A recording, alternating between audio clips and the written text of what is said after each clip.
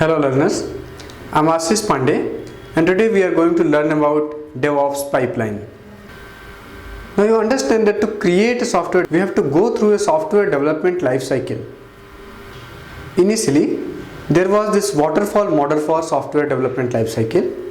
This included feature planning, designing, coding, testing, provisioning and configuration management, deployment and monitoring. The issue with the waterfall model was that it was very rigid and one way. Then came this iterative software development model, which allowed to undergo multiple iterations across design, coding, building and testing.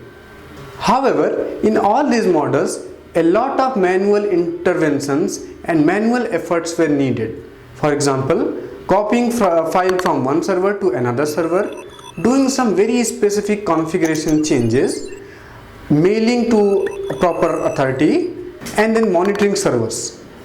Now, DevOps envisions to minimize this manual intervention by automating and integrating all these various stages of the software development lifecycle. This automated and integrated development process is known as DevOps pipeline.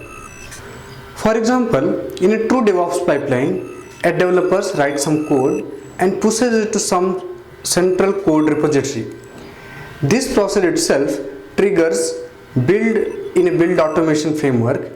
After the compilation is complete, it triggers a test automation framework where all the test cases would be executed one by one and all these test reports would be kept in a certain location.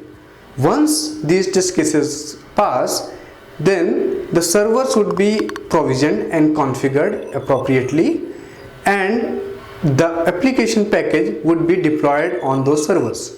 As soon as the application package gets deployed, the monitoring of those application packages will start and this feedback will be sent to the previous stage of the life cycle, which is the design phase. This cycle will go on like this in an iterative manner and providing you incremental development of your software product. This is also called ideal DevOps workflow. To really achieve this ideal DevOps workflow in your organization, the efforts from all the corners of the company are needed. On one hand, DevOps managers should encourage a culture of DevOps, which includes culture of openness, collaboration, risk, and innovation. DevOps engineers, on the other hand, they will be responsible for creating this pipeline and maintaining this pipeline.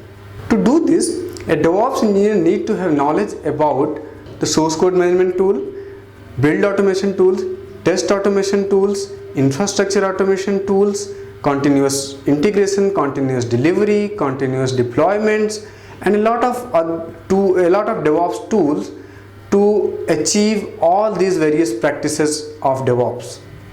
To truly achieve this ideal DevOps workflow, we need DevOps principles, practices, and tools. So in the next video, we are going to learn more about these DevOps principles, practices, and tools. So see you there in the next video.